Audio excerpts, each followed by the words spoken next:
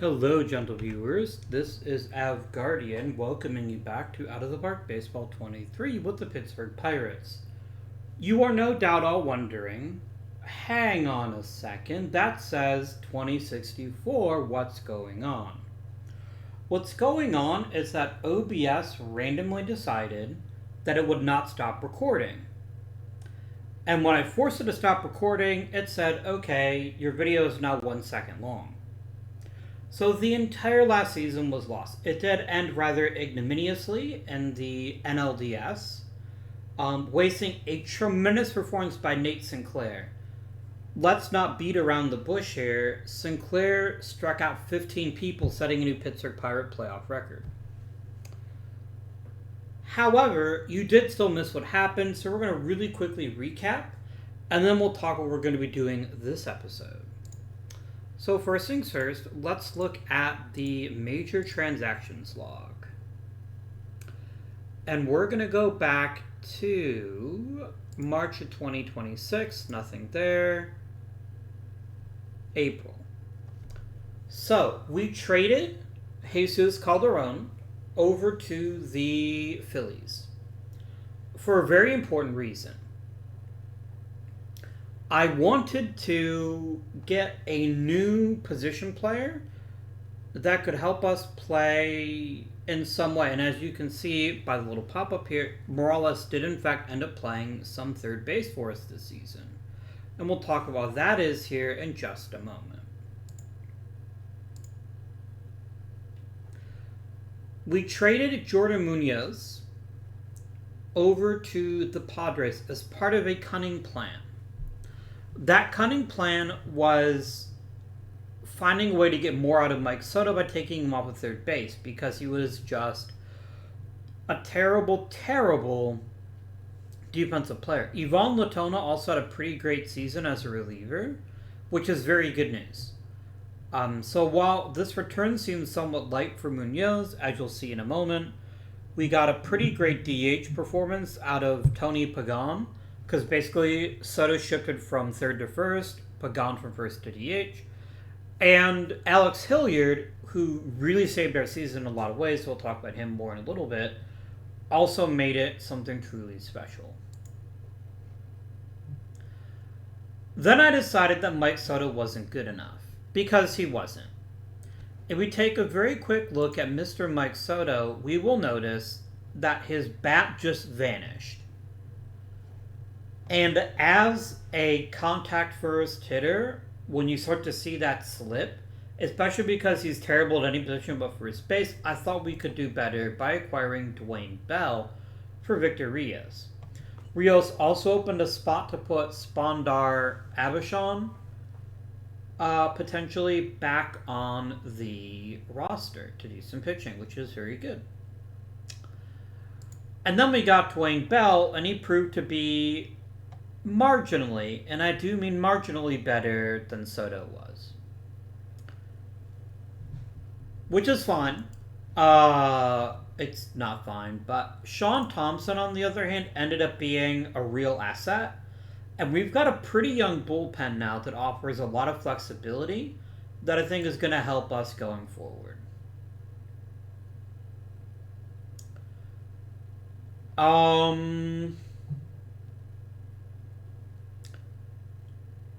Our draft had a lot of very interesting pieces. Jose Barros was our 4th round pick, a reliever, who has a really nice fastball changeup combo. And while he didn't have an amazing first season in the majors, he had a pretty good one. And I should expect to see him advance through the system quite rapidly. The control has to get better, but if it does, I think we'll have a very useful piece in our bullpen. Brian Bass was our 2nd round draft pick. A right fielder who offers elite contact and power. You can never get enough of those. And had a pretty okay season in rookie ball. Because he's only 18, I don't feel the need to rush him up to A, but I do think he'll have a fairly quick piece of travel through our system, potentially. Kadeem Smith was already fragile when I drafted him and promptly got hurt, but I think you can see there's a lot to like here. I think his future might be as a reliever, but a lot's going to depend on how he develops. His first season was certainly nothing terrible, but the walks got to get better, and they got to get better real fast for him to have much of a future. 5th round pick, if it doesn't turn out, it doesn't turn out. I'm not going to really cry about that. Kyle Cordova was our 1st round pick, and friends, I tried really hard to draft a hitter. I tried really hard. But the great hitters were gone by the time I picked, and I think Cordova could be a really excellent starting pitcher. He's got all the tools. It's just going to be a matter of him developing normally, and we're going to get something truly amazing. So, I love Cordova. I think the world of him. But I'll talk about the most interesting of our picks. Nestor Vasquez. Now, the game wanted me to believe that he should be a shortstop. I promptly laughed in the game's face and assigned him to third base. And he has a really developed high potential offensive capabilities. Sorry about that. I had to sneeze. In this case, Mr. Vasquez is a low strikeout, high contact type with enough power to make him an asset pretty much anywhere he plays. But he's got elite arm strength, and he's got a good enough range and overall talent that I think he'll stick at third if he develops. So I'm really excited to see how he changes. Lastly, we have Luis Peralta. Peralta is not your traditional first baseman. Not at all. I picked him up in the 8th round because all he cost was money. And he's got big contact and decent gap power, but very little else. However, I am very interested to see how he develops, because if he can put on some muscle, I think he could be one of the better first basemen. And he's still very, very young, so there's still lots of time for things to get better. Plus, all he cost me was like $1 million, and I had so much money at the end of the season, I just did whatever.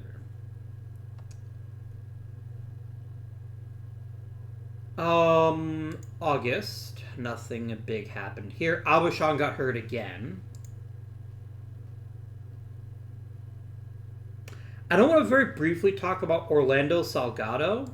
Salgado quickly developed into one of the better pitching prospects on the team. And although we didn't get to pitch a lot because I only called him up in September, I think he's shown enough to get some real looks, even though he got accelerated very quickly through the system. We just drafted him in 2060, and he's already in the major leagues. And I think possibly to stay, but we'll see what happens with him. And then bad things happen and so forth. We upgraded some various people here. And you'll notice probably the 2 most important things. First of all, we traded Sal Rada. I just needed the 40-man spot. Mike Tinch opted out, but then I opted out of Henry Salgado's. And I think in order to understand that, I need to show you how the season actually went. So we sort by WAR. We'll see our best player by far was Tony Pagan. This is absolutely no surprise, and Sagan is already asking for a very hefty salary in arbitration, which I've already given him. We need offense desperately because we finished with a decidedly 9th, and that's not going to be good enough, right? So I can't afford to lose Pagan. It is not an option. So I'm giving him a 1-year deal, and we'll see where that goes. Pagan was excellent, no complaints. Everything he did very well. Love to see it. Then next you will note we have Senor Salgado. Now, my problem with Henry Salgado isn't his actual talent level or even what he contributed. Salgado was a very big piece to our puzzle. What does concern me is the drastic drop in average, which is not paired with a drastic drop in BABIP. Is it below his career average? Yes, by a fair piece. The man is also 34. Anus contact is trending in the wrong direction. These are all warning signs, and so I decided that I wasn't going to pay him $27 million, so I opted out of his contract. He has then proceeded to ask for even more money. In a vacuum, 5 wins for $28 million is a pretty reasonable, is a pretty reasonable accounting. My problem is I don't think he's going to be putting up 5 wins regularly. He might. He very well might. But he's trending in the wrong direction. And when you're getting as old as he is, it's more likely that continues to happen. Now, don't get me wrong, I instantly offered him a qualifying offer. So we should get something for him, and I might even end up signing him up if I can't find any great pieces, but here we are from there. And then I hope you notice the drastic drop-off. Victor Almaguer continues to provide solid average, good power, and pretty effective play at second base. He's going to get a raise, and well-deserved. No problem. Alex Hilliard was in a lot of ways the real MVP of this team, because he was not only one of the best starters I had, he added another 2 wins. No, sorry, that's the wrong thing. He added another win and a half based off of his excellent bat, his elite power projection. So he got a lot out of Hilliard, and that's not to put a fine point on it, that's a fucking bargain for $1 million. $1 billion? What is wrong with me? Oh my gosh. So we got Shohei Ohtani on Wish, and I'm pretty happy about that. Then from there, it just gets worse and worse and worse. Julian Williams went from Rookie of the Year to a major sophomore slump, where he slid for an okay average, but wasn't drawing as many walks and didn't have as much power. John Navia went from arguably the best player in the major leagues to merely mediocre. I hope you're noticing a trend of players drastically hitting for lower averages. This is why the hitting coach is no longer with the team. The new third baseman, so I eventually abandoned Morales and gave the job to Hugo Arevalo. He shows a lot of promise, and I think there might be something to that. New catcher Julian Farias was fine. Not amazing, not bad, just fine. And I'm hoping, because he's still so young, that we'll see him do a little bit better next season. Dwayne Bell was borderline acceptable. Freddie Suarez wasn't even that. As much as I love Suarez's defense, I think we need more out of shortstop. So if we're talking Avi, who do I feel the best about on this team? Who is untouchable?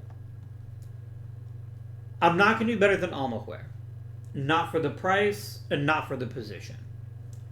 Tony Pagan is the offense. Note the deliberate stop there.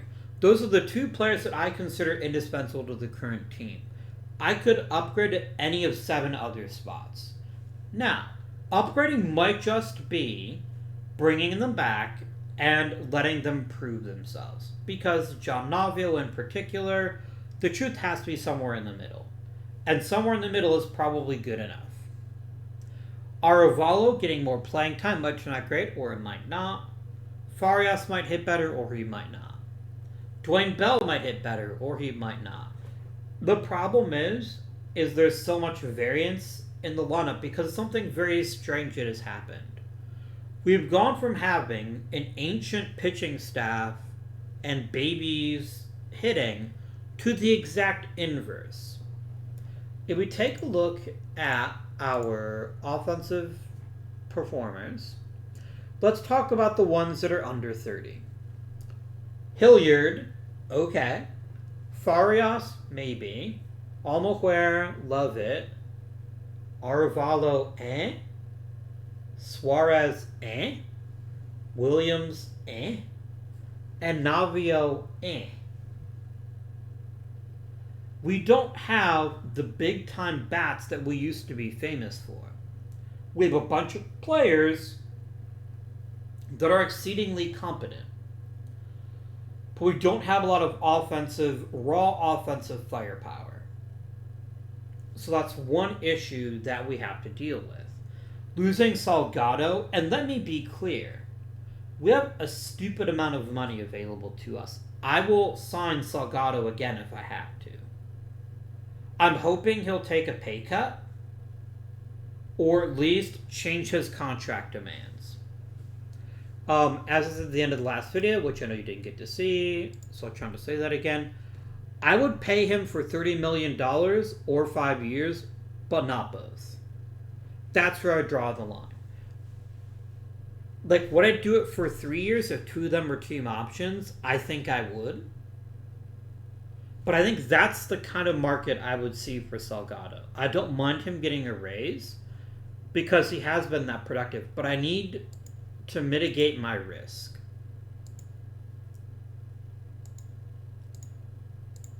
I'm going to see if he would take this deal. I've got him down to 4 years, but even more money. I need the team options, though. So I'm going to probably pass and see how this free agent market shakes out. So that's kind of the bad news. Now let's talk about the inverse. Our pitching staff has gotten really young. Yes, Sinclair is a critical piece of this team, and he's over 30. Jeremy Werner is fine and over 30. And then Mike Tinch is our closer and over 30. He opted out. I've offered him a new extension, and we'll see if he takes it. But I want to focus on how many people are under 30. Now, Abishon has real injury problems, which is weird because he'll consider injury proneness of normal, but I haven't gotten 30 starts out of him in a season. He's going to get that opportunity very, very soon, but that is something that we need to consider. Nate Sinclair was fucking incredible. Juan Love, Hilliard, and Warner are all very solid. And if we didn't have a capable fifth starter, it's because of the injuries. We have a very young bullpen other than Tinch. And so I feel pretty good about the pitching staff. I don't think I'm going to invest significant resources on the pitching staff because the other thing we have coming up is some really talented players in the minors. Our high minor talent is almost exclusively pitching. So guys like Broadwater and Salgado in particular is 99% sure to be on the Major League roster at some point. Abishon is more polished. I'm going to give him the first crack at that fifth spot. However, Salgado is very, very close to being in the majors full time. I wouldn't mind seeing him get a few more starts in AAA because he jumped from high A to the majors in basically one season, and I would like him to get a chance to develop a bit more in the high minors. But Michael Broadwater finished a decent campaign. I want to see him keep working at it. So we've got options pitching-wise. What I don't trust is our position players. Manny Castillo is probably the closest to being useful. And even then, I'm not super convinced he's got a lot to offer us. He's hit okay in the high minors, and I wouldn't mind him, but I am concerned about his raw ability to be a consistent player. Yes, Hector Medina is very well regarded, but he hasn't reached the level that I can trust him in the majors yet. His first full season in AAA was thoroughly mediocre, and this is going to be a catcher that rides on his bat. If he starts hitting double-digit homers with a decent contact and a really good on-base percentage, Medina's got a chance to be a big piece. Right now, he isn't. So even though he's relatively high ranked, I see a tiny, tiny percentage chance of him making the Major League roster next season, barring injury. Xavier Roberson is a bit more of a compromised guy, but he's basically Farias. Again, there's nothing wrong with him, but nothing terribly thrilling. Alex Moreno has a real chance to crack the roster, but not yet. Although he's hit well in the low minors, I need to see him have a good season in Double-A before I consider giving him the keys to the kingdom. Leo Campos is another good pitcher I don't want to lose for nothing. So I'm going to probably add him to the 40-man after free agency has happened, because I want to see how many 40-man slots I actually have. So hopefully it's becoming obvious to you that I don't have a lot of high-end offensive talent. There is some, but it's deep in the minors. Like our very best hitter that isn't in rookie ball is Elijah Jackson. And Mr. Jackson is still a long way away from the majors. I probably need to take over his development, though, because they're going to have him repeat A-ball when he obliterated A-ball. I don't think there's much left for him to learn there. And I want to... Because he's already 21. I kind of want to make sure that he's tested. What did I do? Oh, I hit the wrong button. Sorry, game. I'm going to go ahead and instantly send him up to Double-A. I think he can handle it. He's just destroyed pitching since I drafted him. Let's see if he can keep that up in Double-A and show some real development there. Okay. So what we need is a better offense. Flat out. The pitching staff that we have right now is perfectly fine. And even if people get hurt or perform poorly, I've got reinforcements waiting in the minors that I feel pretty good about. I don't have the same feeling about the offense. Is this going to mean Salgado's going to be over a barrel where I can't let him go? Maybe. But there's reason to believe that Williams will be better. There's reason to believe that Navia will be better. There's even reason to believe that Bell will be better. So it's not like running it back would be a death sentence, but it wouldn't be good enough. So that's what we're going to be waiting on, is seeing who's available in free agency when the time comes. Also, Cleveland won the World Series. Hooray. I would like to keep you. I feel pretty confident you were getting given one of my... Yeah, here we go. Have 150 grand. We had a bunch of coaches retire, so I had to shift people around. Please meet our new hitting coach, Mike Navarrete, who's done a pretty good job in AAA and is not going to get a chance with the Major League roster. Our chemistry now is basically flawless, which is really exciting. Also note our new pitching coach, because the previous pitching coach retired. I promoted the AAA pitching coach, who's then also retired. So we have a bit more youth. Well, not youth, maybe inexperience is a better choice there. Patrolling our coaching staff. Also, 2 Asian coaches in Double-A, which is pretty fun. A Korean and a Japanese coach. Let us advance forwards, though.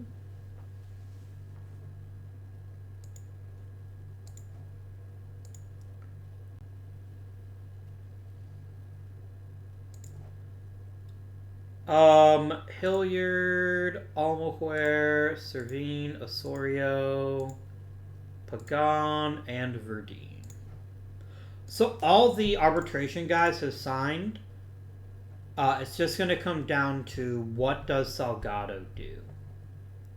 I have an offer out to Tinch. I don't know if he'll take it. I'm probably overpaying for Tinch, but only a little bit.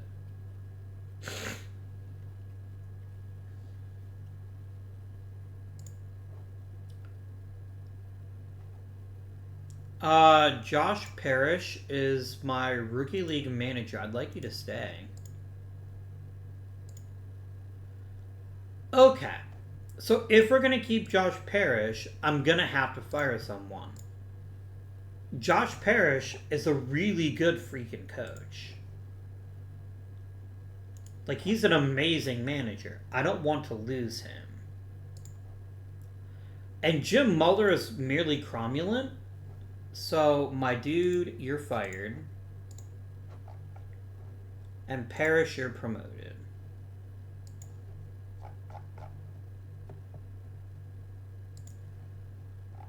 I need a new manager. We'll go with Kevin Steele. And I need a new pitching coach. And we'll go with Leo Marrero there.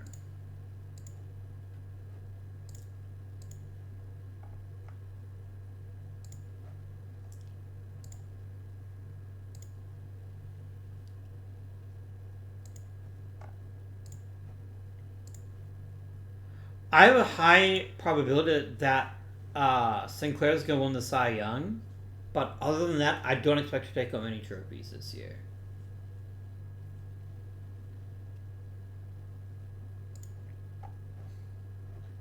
Oh, we got a Silver Slugger from Pagan. Nice. Yeah, when the frickin' Diamondbacks just print out a second baseman hits 43 homers, that's what we're up against. And that's what's going to make this very challenging going forward.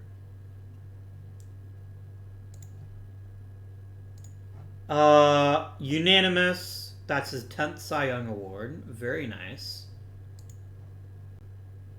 Let's advance to Hall of Fame voting, and let's see what might be available there.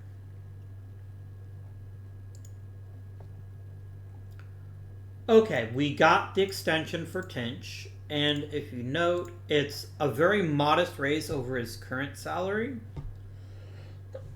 with a team option. And he is losing some heat off his fastball. He's almost certainly going to get canceled out. Like, almost certainly, I'm not going to exercise that option. His control is great. His movement is good. He is losing stuff, and he is losing velocity. But he's still the best pitcher I've got. And so I'm very happy to let him give us a bit more before we can juggle and find a new closer in a couple of seasons. Whether that's internal or external is undetermined. Tony Coates is a decent reliever, but I don't feel like I need a reliever right now. What I need is offense. I will happily take the pitching staff I have now, make no changes, and see what happens. But the hitting, on the other hand, is definitely something we could do a lot to improve. Corey Anderson, yes. Lawrence Braithwaite, sure.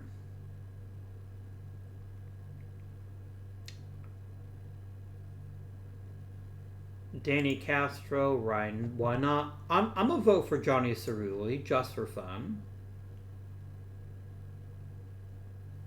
I don't think he's going to make it. I don't think he deserves to make it. But what's the harm? Ruben Cuevas, sure. Tim Danilov, yes. Mike Elliott, yes.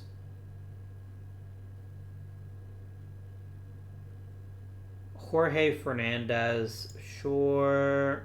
Bill Garay, I don't see why not. It's like 500 homers isn't good enough for the voters, so I'm just voting for them just for the sake of voting for them, but I have every likelihood that he won't make it. I have no problem with voting for Mike Grasham. I'm not convinced he deserves it. Edgar Guzman, okay.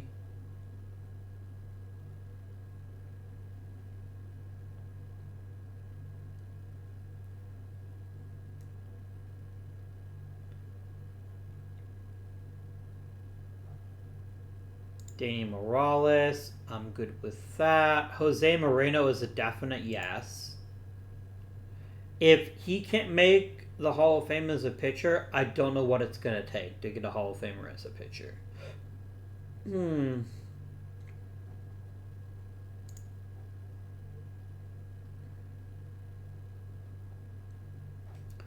I will vote for Mike Cianes.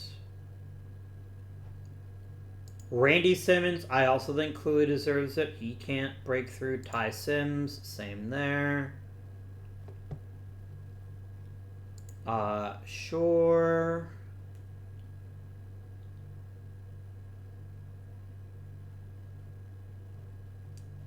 Orlando Varela, not so much. Okay. I'm good with this. I'll vote for Juan Visual too. That's a lost cause, but I'll vote for him too. Here we go. Is Salgado going to file for free agency? Almost certainly. Yeah. I'm not surprised. What I have now is I have protection in the off chance that I can't find a better offensive fit.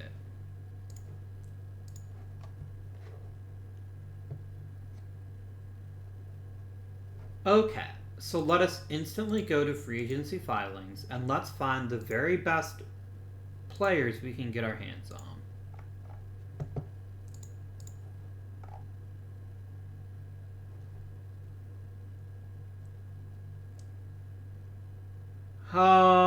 Okay.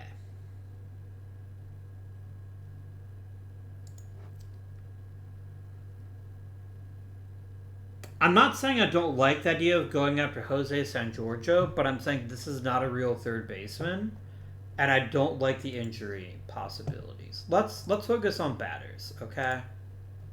Let's focus on batters.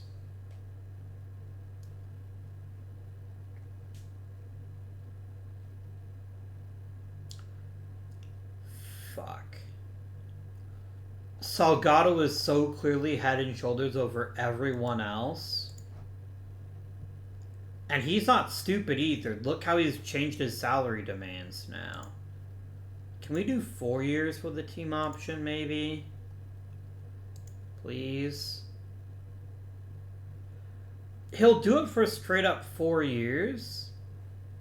If you will let me not have a no trade clause, I will make this deal. Like, he's got me over a barrel. I'm not going to get a significant upgrade in left field. I mean, Hibbert wouldn't be terrible, but he's only power. Alright. So let's talk other positions. Let's assume that we can bring Salgado back. First base, shortstop are probably the two that I really like to upgrade. Mike Iglesias 100% cannot handle first base, but I guess I could move Pagan to first. It seems like that's a little short-sighted, though. Let's see here. Andy Swanson is fine, but hardly exciting. Let's sort by batting ratings, start with contact, and then see what we could acquire.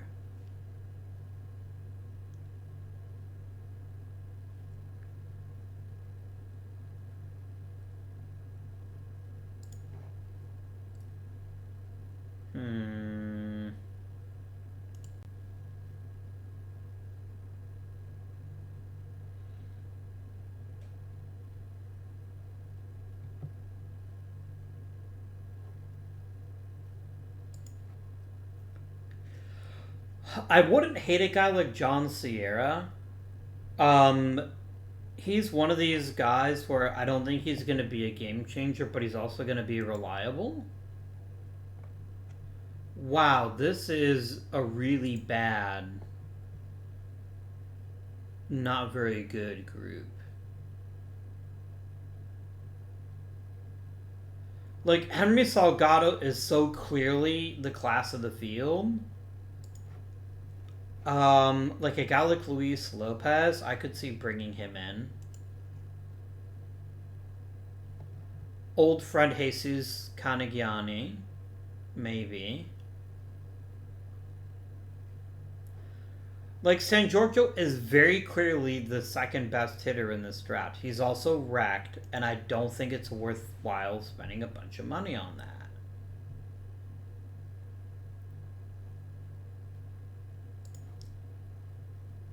Victor Olave is power and nothing else.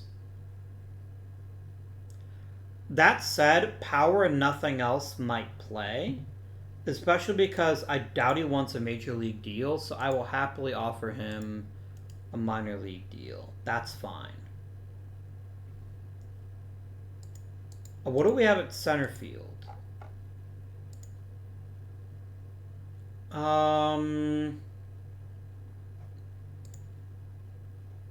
I'm not sending $20 million for Victor Herrera. I don't think so.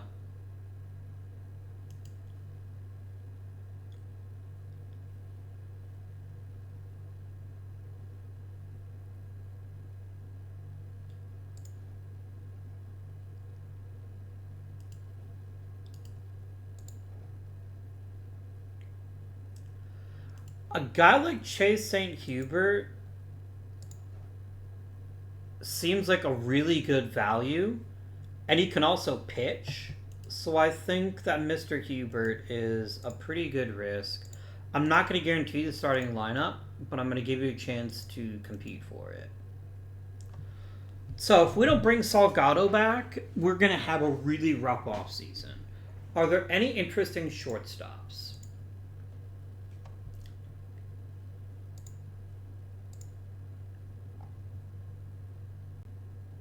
Somebody who can actually hit in addition to playing decent defense. Bustamante just seems like a bad pick.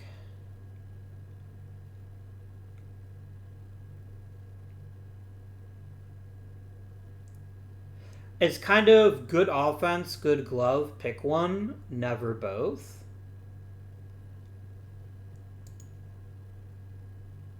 Yeah, I'm not spending $11 million for that. I'd rather just run it back with Suarez and hope he figures it out.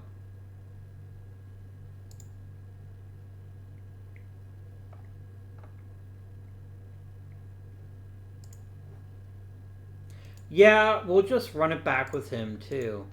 I hate this so much. We may have to trade in order to actually upgrade the offense, because right now, I'm not really getting offers. Like, the thing is that the good players are just not in the free agent market.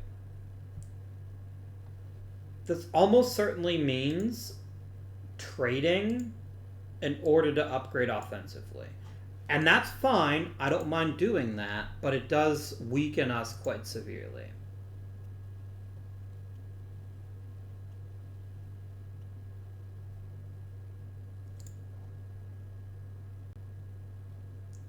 Ishmael Osorio doesn't really do it for me, but thank you for playing.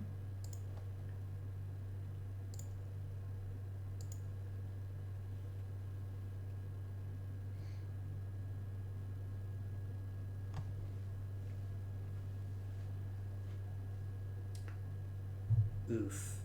If we're going to improve the offense, we're going to have to do some soul searching and do some trades. Probably trading a pitching prospect or two, which I really don't want to do. But we'll see what happens here. You would give me Rick Alamo.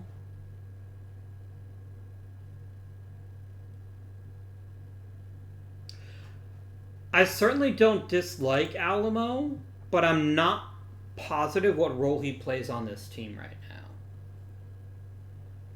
Okay, he'd be a pretty fair first baseman, and that is a position I could use some reinforcement at. You're getting Mario Servine, which, whatever. And Dave Caraballo, who is so far down. I think I'm okay with this trade. I'm still going to discuss it, though. What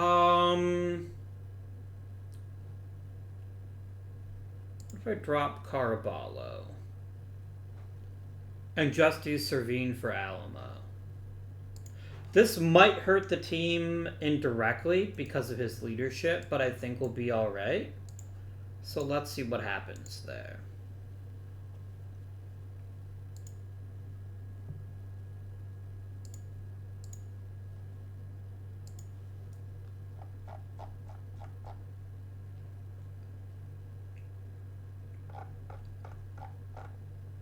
I don't really want to give you Major League talent. I'll give you D'Alba just because I don't think he's got much to offer me at this point. So I will make this particular trade. And then Mr. Rick Alamo, we're going to ship you to first base. Or DH or something. I'm not saying he's amazing, but I'm saying he might be good enough. And he's so cheap that I can move him if I have to. So that's fine.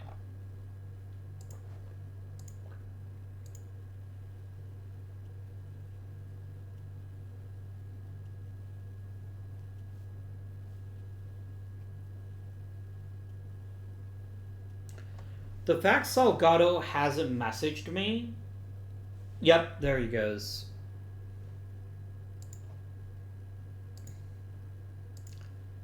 And I got Victor Olave and Salgado. Remember when Joe Camp was one of the best pitchers in the majors? I remember those days. I remember them quite vividly.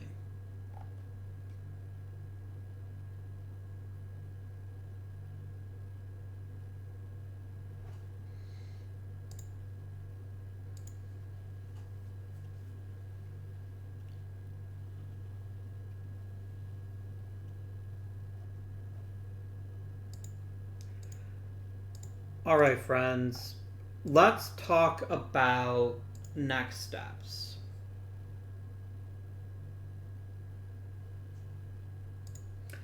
What can we do to make this lineup better? So we're going to basically have Salgado right back where he was. I could use a reliable third baseman or a reliable shortstop. Those clearly aren't available in free agency. So let's do a quick player search. Not player search. It's under...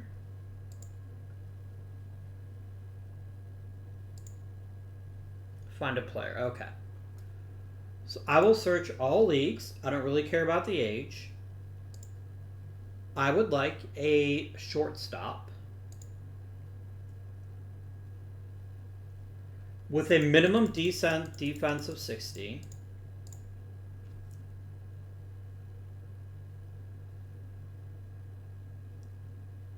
And a minimum of overall 50. What does this give me? Loads and loads of options. Okay.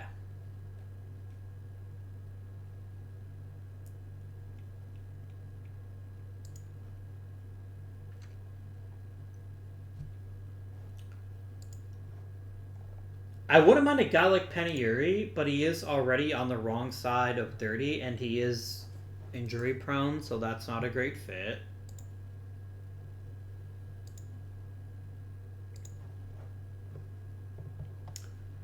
I really like Sanders. I can't see them giving him up, though. We can try, but this definitely strikes me as an absolutely not kind of situation. Really? If you want fricking Mitterwalner, you can have him.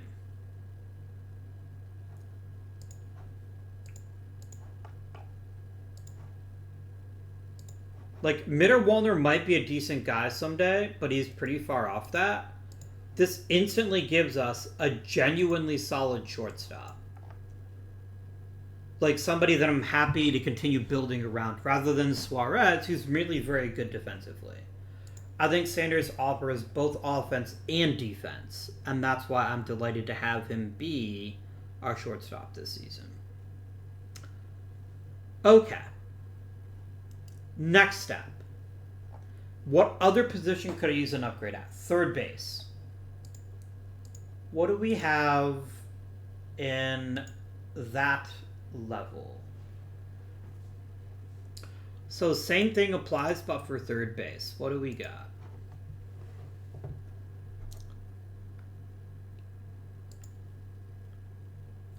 He's a really good third baseman. I don't know how well his bat's going to carry, but I guess we could try for something like that.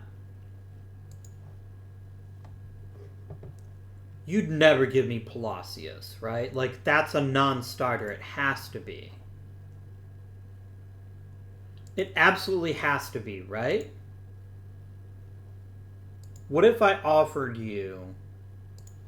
Because Palacios is so special... What if I offered you, like, Jai Woodard and Hector Medina?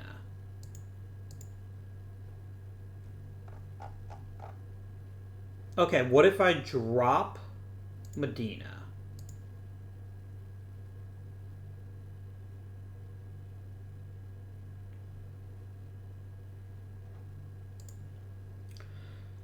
Palacios is a 25-year-old who plays amazing defense at either third base or shortstop.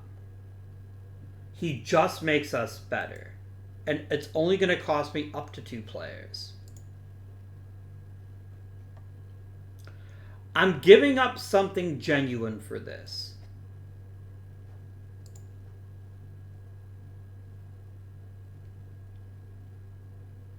I am giving up a lot. What if I just did Medina? I don't want to give up Medina, though.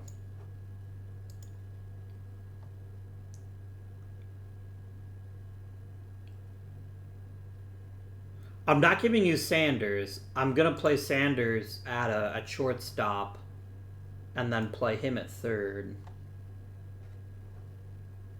What if I added a Martin Rubio? Okay, now we're talking. Now we're talking. You want Arevalo? I'll give you Arevalo. What if I drop Woodard at this point? Okay. It's either got to be Woodard or Broadwater. And as much as I love Woodard and think he'll be something truly special, Broadwater is far more polished and almost as good. So I will offer up Woodard. And I'll complete the trade.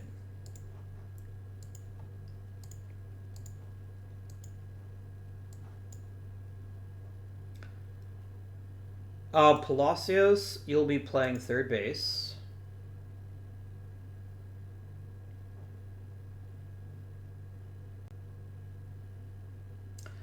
Okay.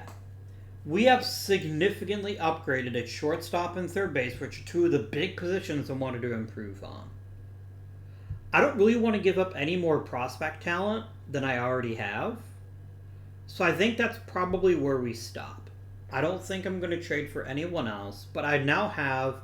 I went from having an older, unimpressive infield to one of the best young infields in the game. Pagan is going to be interesting. Because I'm sure Pagan wants Sean Hill money. Really? You want a fairly minor raise with an opt-out. 1,000% done. That's just good business right there. That gets us a solid bat for not as much money. Okay, we have made some real progress. I feel really good about this. Let us advance to the Rule 5 draft, and then we're probably going to have to make some decisions about who gets added to the 40-man, who gets taken off. And we got the extension for Pagan. For pennies on the dollar. I was afraid he won like $30 million a year, and he doesn't, and that just makes all the difference to me. 10 out of 10, would sign again.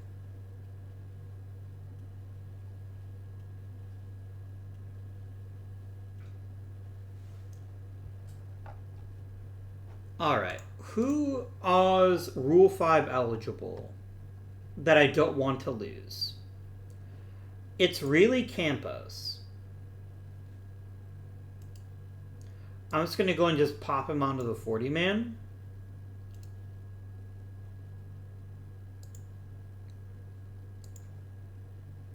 And also Caraballo can also go to the 40-man. And Manny Castillo because of his contact abilities.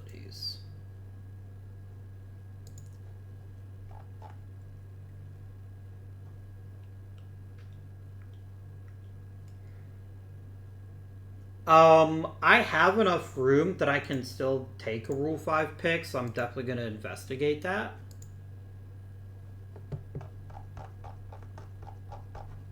I wouldn't mind like a veteran catcher. Who's Ian Tolbert? Don't you already play for me? No, you don't.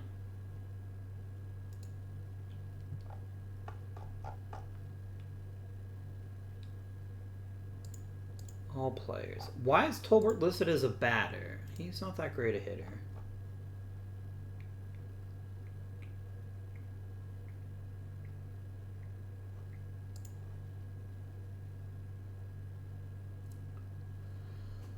Butt slap doesn't have the velocity I'd like to see from a fastball cutter guy. And so that makes me question bringing him in.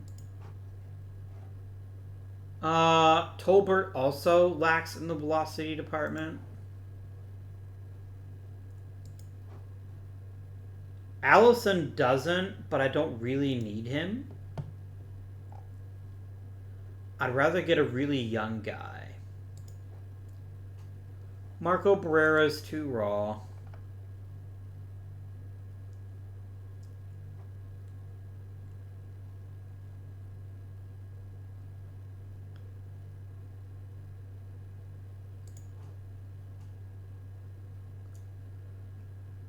A left-handed reliever with a fastball knuckle curve combination seems like a pretty solid choice. But I don't want to spend $4 million on him. I want younger players that'll only cost me a roster spot.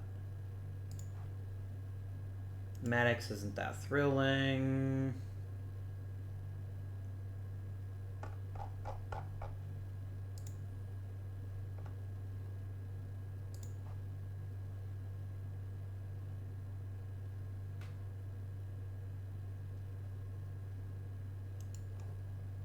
The thing is, I don't know that I'd want any of these guys. Right? Like, the Rule 5 draft for me is a way to get young talent for very little money, and I'm mostly seeing older guys here. Let's look for pitching potential. Let's check for... not pitching potential, sorry. Pitching ratings. I want stuff. Okay, John Calderon is a lefty who only deals in stuff and nothing else. He also seems like kind of a jerk. I don't think I'm interested in that.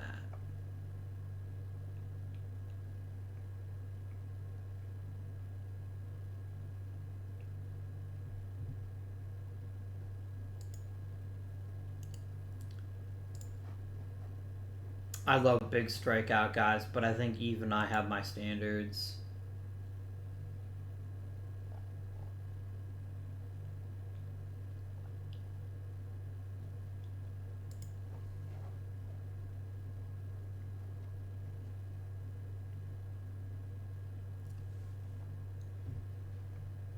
Interesting.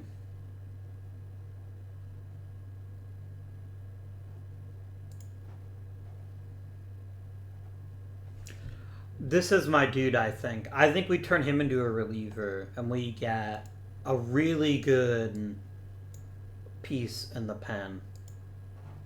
I'm going to draft him.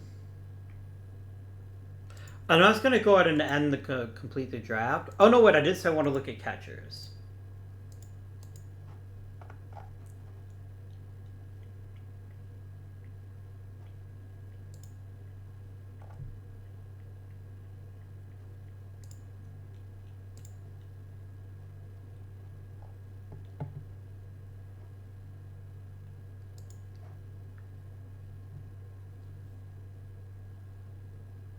I could bring in a Dion Glasgow. Let's do it. I see no downside to Mr. Dion Glasgow. He's got decent contact, good gap power, and he's a really good catcher. So I think he would make an excellent Pittsburgh Pirate. Oh, I don't have a spot on the 40-man. That's fine. Kick rocks Emilio Galvez. I'm going to send Lopez down to the minors. Now I should be able to select him.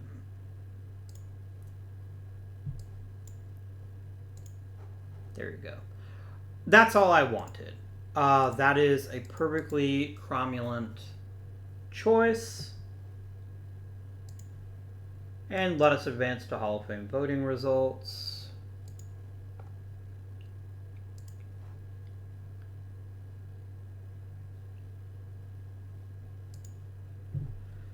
Chase St. Hubert is an interesting guy, especially because he's not a terrible pitcher.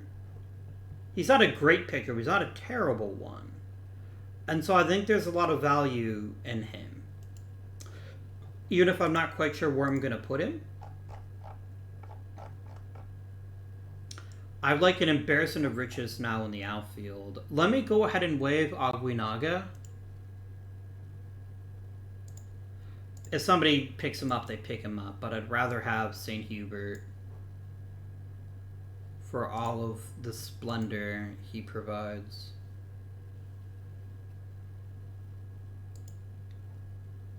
You would give me Hector Lopez. I don't need a mediocre starting pitcher, though, is the thing.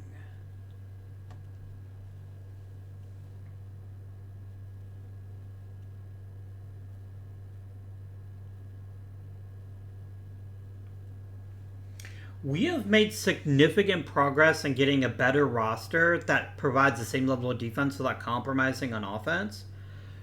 I don't know if we're significantly better offensively, but given that Freddie Suarez offered basically nothing offensively, and that Arevalo was extremely untested, I feel a lot better about our second and third base options. Much better than I did at the beginning of this episode. No, I don't want mediocre relievers. I swear, I must be wearing some sort of t-shirt today that says, "Give me your tired, your poor, your huddled middle relievers yearning to breathe free." Because, like, holy free holies, man, these guys are not good.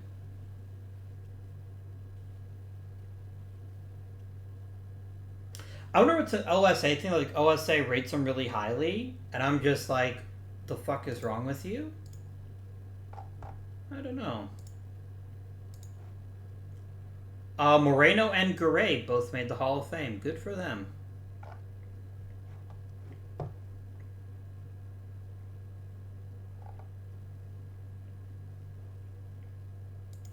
If Ty Sims goes in, I wonder if he'd go in as a Pirate. I mean, a lot of his best years were with Pittsburgh. I don't know, though. That would be really interesting. If that comes to pass, he goes into the Hall of Fame if we get to claim him or not.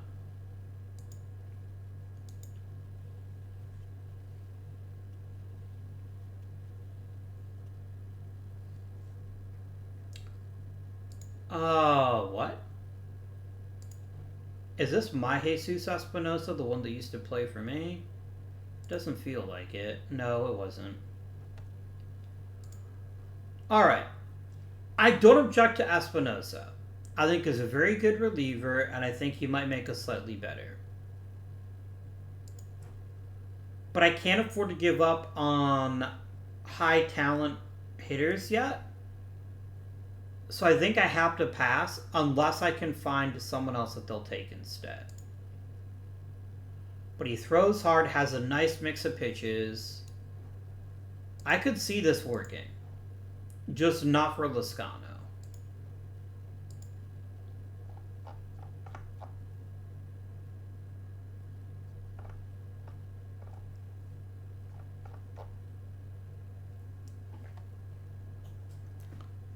And not for a good reliever I've already got. That would be counterproductive.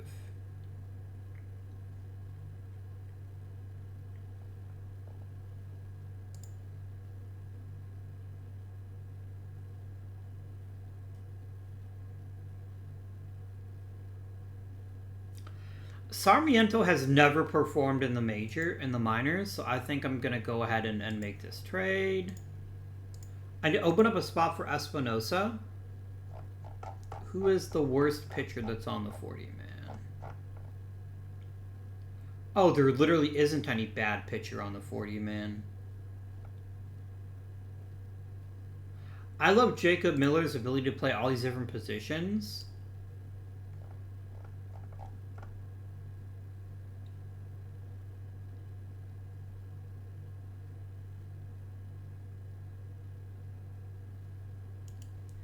But I have a feeling he'll get through.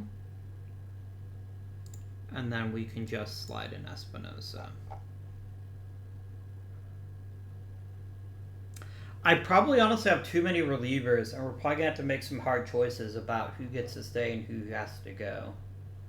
But I'm here to make that choice once we get up to spring training.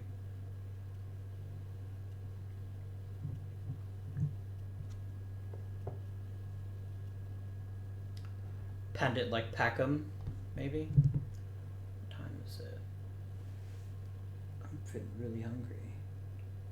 Oh, that makes sense. It's supper time. That's alright, though. I will stay with you till the end of the episode. That's the commitment I'm willing to give you. Something just happened. Because it stopped the thing.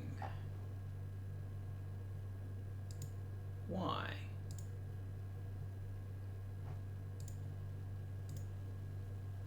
Oh, right. Miller is going to be able to slip through waivers. That makes sense. Okay.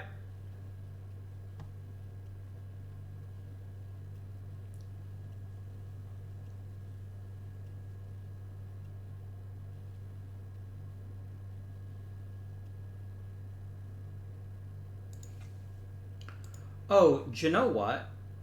Have I set up player development? Okay, I want to be 3 times the baseline there. I am not over budget. Don't lie to me.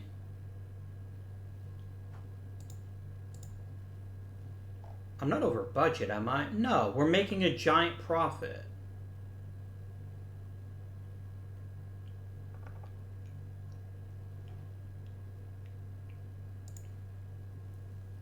Yeah, see, I don't know what it means by over budget. This looks to me like I'm... Like, yes, we're going to be earning more money, so quit being a fucking weirdo, okay? I mean, I guess I have to do what I have to do, but it's, like, not accurate that we're over budget. Like, we're not really over budget, right? We're projected to be to make a profit. So how about you settle your tits? Because I don't want to have to not pay development or scouting costs because of this weird budget that you're working with.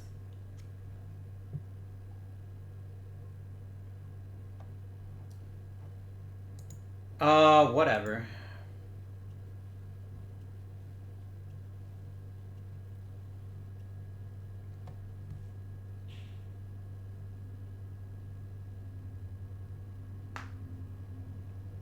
All right, it's gonna take some time to get us up to spring training.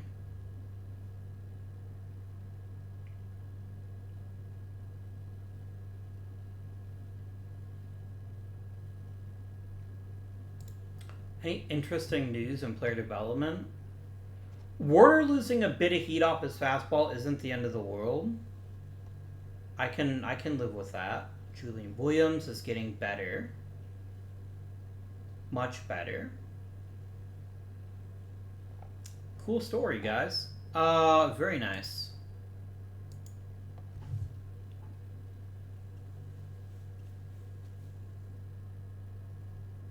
I probably could have brought Magana back. I never really considered it.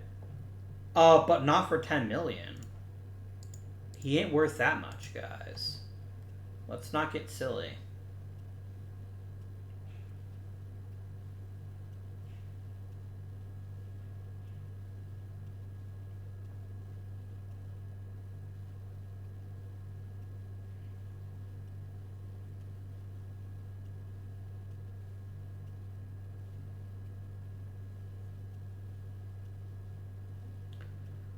Alright, boom, done.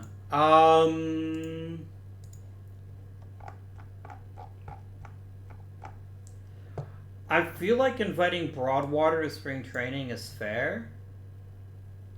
As is inviting Roberson, Moreno, and probably Jackson. Let's go ahead and do a 6-man rotation, as is tradition.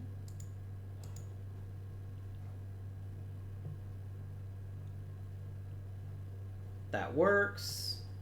And again, as is tradition, let's let the bench coach do what he wants to start the season.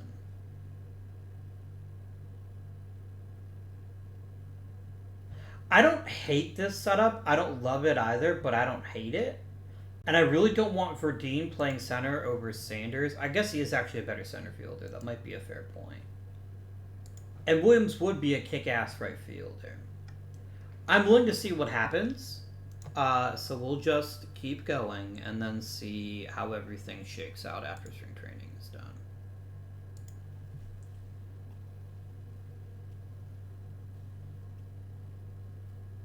Because we're still keeping our better players in the field. So I don't mind necessarily Navio becoming the DH. Like, I know Pagan isn't great at first base, but I'd rather have a little bit worse first baseman than a little bit worse right fielder. And I do think the defense will help us too. That might cost you your major league job, Werner. I'm going to real quick put you on the IL. But that's not a great look for you. Because an injury that bad when you're as old as you are is going to just open up a spot for probably the other Salgado to make the roster. Nunez. I'm going to put him on for 60 days as well.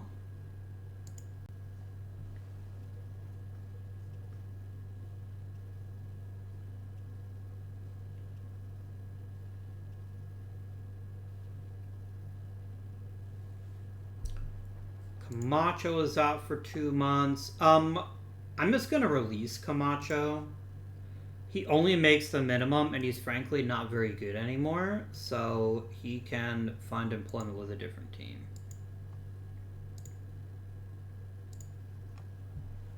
I'm really doing him a favor if you think about it.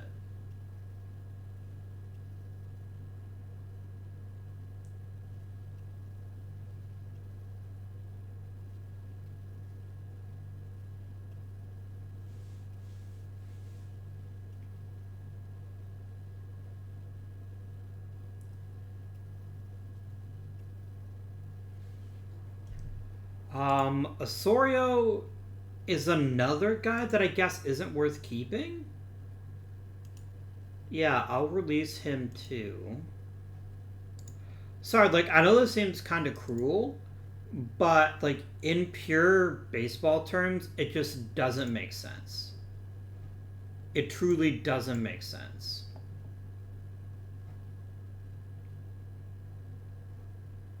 You're really going out of your way to keep Orlando Salgado from starting, and to that I tell you no. Give him his opportunity.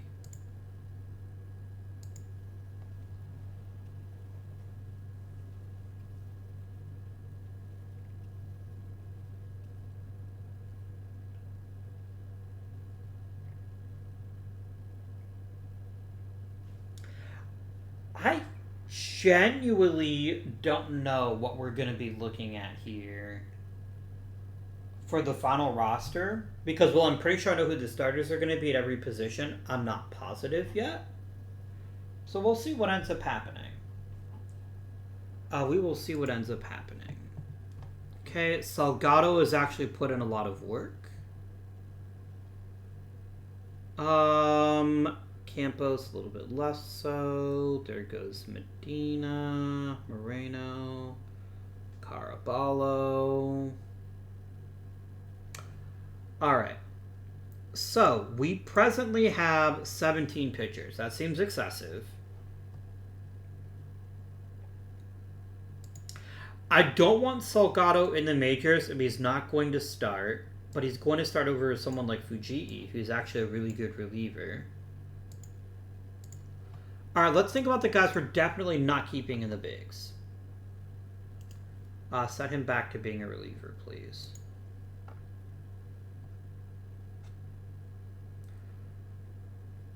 If I set Broadwater as a starter, who looks better? Broadwater or Salgado? I'm going to send Broadwater to the minors for sure.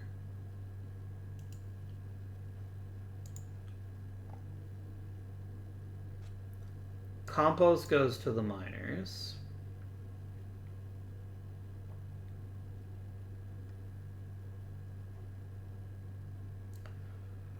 Sean Thompson goes to the minors. He's kind of the odd man out right now. And then what do we got left? I have 14 pitchers. I really only need 13 at most, so one more pitcher's got to go.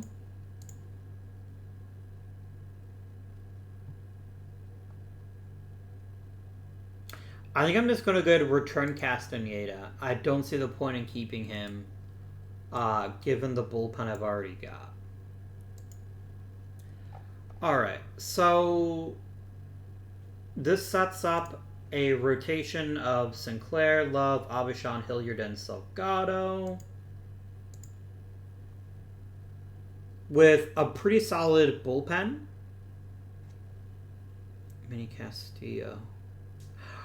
Oh! You're a terrible pitcher. Hang on. Please come back, Sean Thompson. I didn't realize Castillo was getting flagged as a pitcher. I don't think he's that good. So I'm going to send him back to the minors.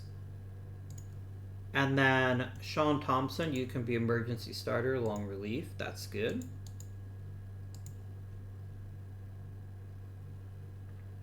I like this a lot. This seems like a pretty solid pitching staff. Look, Julian has been consistently more effective than Tufts. So I'm going to quickly switch these two roles. But other than that, I don't mind it looking like it does right now.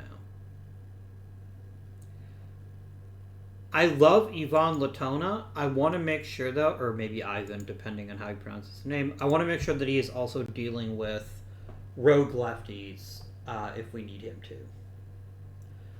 Alright, this leaves us with a roster of 36, which means I have way too many position players. Okay. I have 4 catchers. Roberson's going right back to the minors. Right now, Glasgow is better than Medina. So Medina is going to repeat AAA. I need to see him really take a step forward offensively. Because right now the current trends are not encouraging. But I'm hopeful he can do better. Moreno to the minors. Easy choice. Caraballo to the minors. Even easier choice.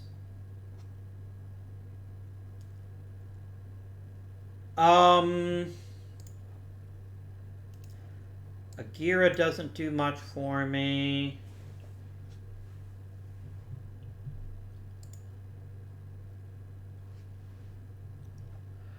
I'm going to go ahead and send Suarez to the minors.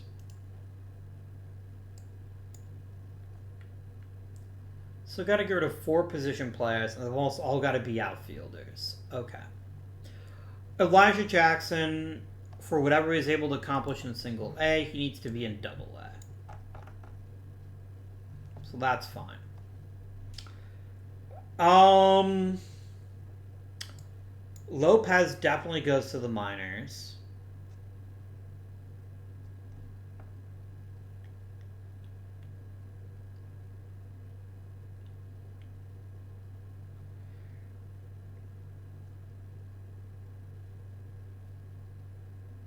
I don't need Rosado and Morales. I only need one or the other.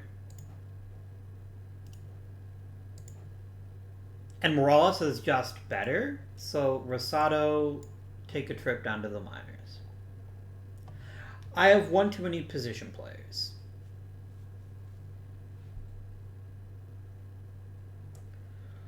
Rick Alamo seems like the obvious player to get rid of.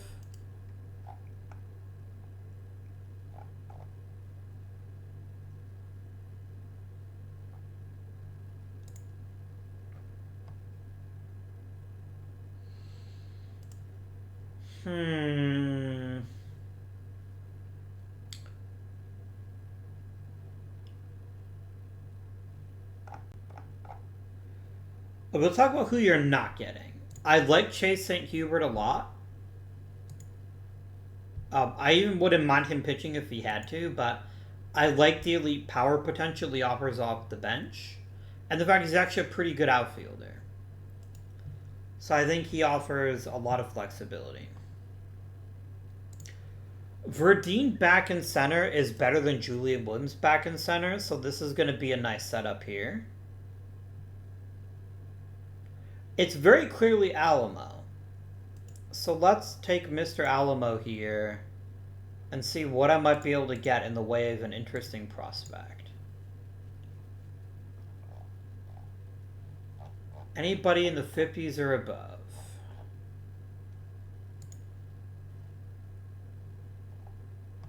Wow, Curiel throws a lot of pitches, but not very well.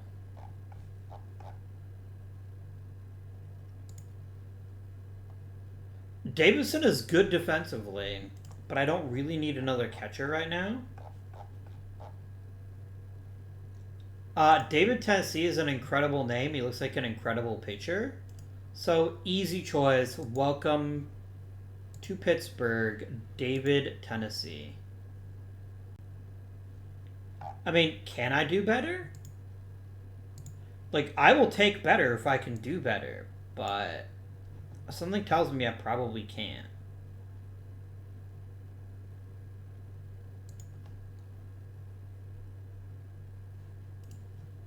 Yeah, Gregorio Avila is fine, but not thrilling.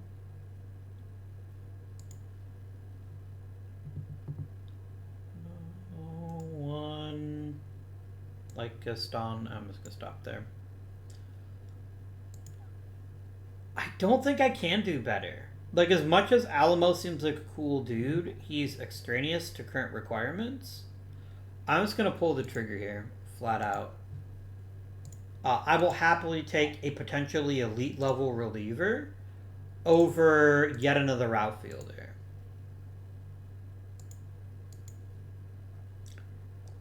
Okay, we're down to 26. Now it's just up to building the lineups. And let me stop you immediately, game, if you think I'm going to let Verdine be the leadoff guy. Flat no. Just don't embarrass yourself, game. Our very best hitter is Pagam. But Salgado is close, and I think I'd rather do Salgado than Pagam. So here we go there. Julian Williams is legit the best leadoff guy on the team. So I'm happy to put him there. Then I think Palacios plays second, or hits second. John Navio bats fifth.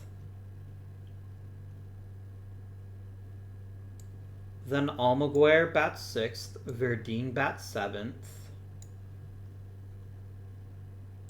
Navio DHs. Then Farias. Oh my gosh, I'm burying Sanders. Sanders can bat 7th. I think he's a little bit too good to bat that low in the order. So here's our opening day lineup. We've got a lot of pop off the bench, which is fantastic. So let's go ahead and ask for this. I am not letting Hilliard play center. Don't be freaking stupid. Like, that is not happening.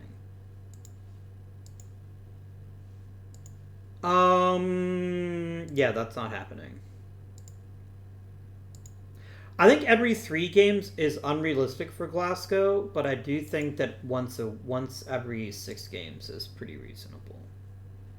I have no pinch runners. Oh well. Do I need to get cute with like any kind of platoon player? I don't think I do.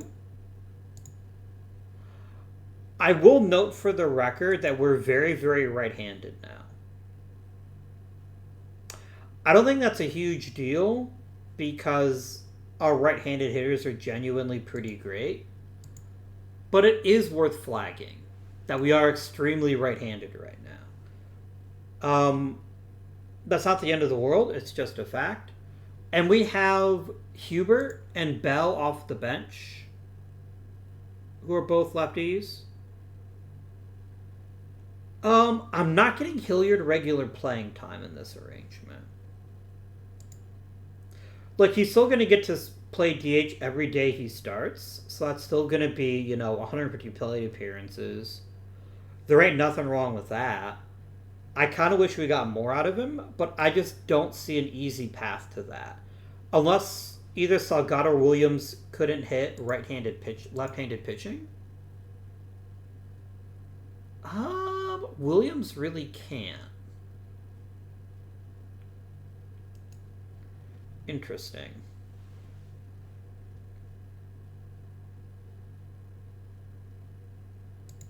But I want Williams to get a real chance here. How did he fare against lefties last year? Okay, he got owned by lefties really hard. And he was actually really good against righties. Okay. Maybe there's a bit more to this platoon arrangement than I'm currently accepting here. You know what? I will let Hilliard play right field against left-handed pitching. He's a good right fielder. Well, he's not a great right fielder. But he's good enough. And he's a pretty solid hitter. So let's do this. And then Williams will replace Hilliard there. And Williams can even do some pinch running as a treat. But I'm not letting Hilliard lead off. That's a non-starter for me.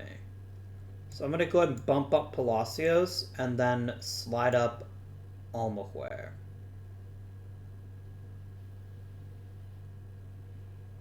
Ooh, none of you have good plate discipline.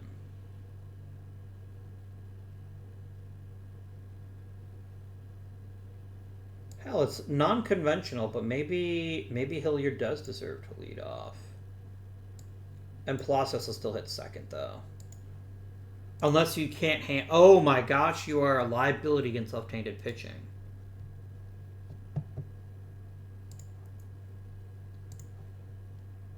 Yeah, Orlando Morales is going to be playing third base against right-handed pitching. Because holy freaking shirt balls is he terrible against left-handed pitching. Like, he's just the worst, right? Like, it's not even close. As amazing a player as he is, he cannot handle left-handed pitching at all.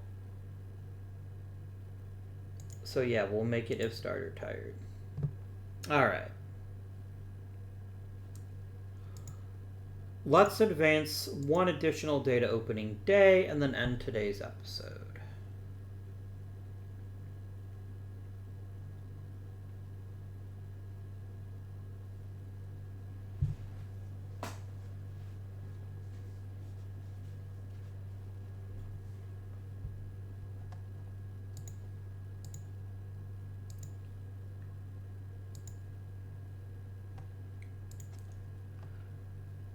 Man, Mike Iglesias has just been so productive no matter where he's gone. I really like the guy. I really like him a lot. And I am beyond honored that we got so much good production out of him when every other team had given up on him. I mean, all the man does is hit. I don't know why that's made it hard for him to stick with the team for more than a couple of seasons for the most part, but he's a really good hitter. Speaking of really good hitters, I genuinely think we have significantly improved our lineup. I don't think there's too much debate about that. I think we have vastly improved the overall talent level of our lineup. Julian Williams got better, and he makes an excellent right fielder. That should make him a very dangerous threat at the top of the lineup, against right-handed pitching, of course. Orlando Palacios is an incredible shortstop who hits very well against righties. Not so well against lefties, though. But that's alright. Really good news there. We bring back Salgado at an increased salary. But he was clearly the best player on the market, and letting him walk when all it would have cost me his money just didn't seem like a great use of our limited resources. Pagan is back and just signed an extension that's very reasonable indeed. John Navio is back. Again, the truth is somewhere in the middle. The middle of 26-3 and 26-4 is a damn fine baseball player. Victor Almaguer is back. But we have newbie Tony Sanders, who is just better than Suarez in every conceivable way. Franklin Verdeen returns to center field. I didn't expect him getting back in the starting lineup, but what he is a pretty good center fielder. And then Julian Farias, who still has the potential to be a big-time hitter. We have made a dramatic change to our lineup, and we've made a lesser one to our pitching staff. Orlando Salgado is being handed the keys of the kingdom in the fifth starter spot. This is not without risk. Absolutely not without risk. We're taking a pitcher who has very little high-level minor league experience and offering him a rotation spot. Salgado automatically desperately needs a 100 pitch count. You know who doesn't need a pitch count anymore? Juan Love. I think Love can be trusted because he's given us 2 back-to-back seasons and has proven to be a durable pitcher. I don't want him coming out of games because of his pitch count. I'm actually going to set Salgado's pitch count. Has he been pitching many innings in the minors?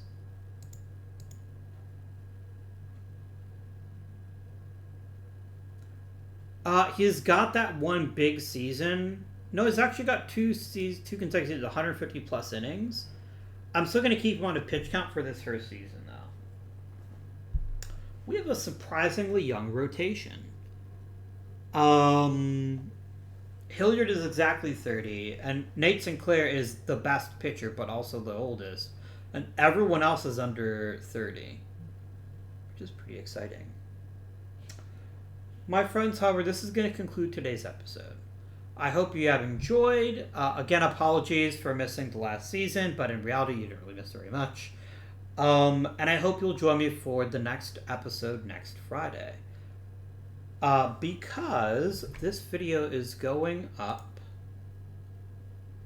on the 7th. We still have one more week before the holiday starts, so.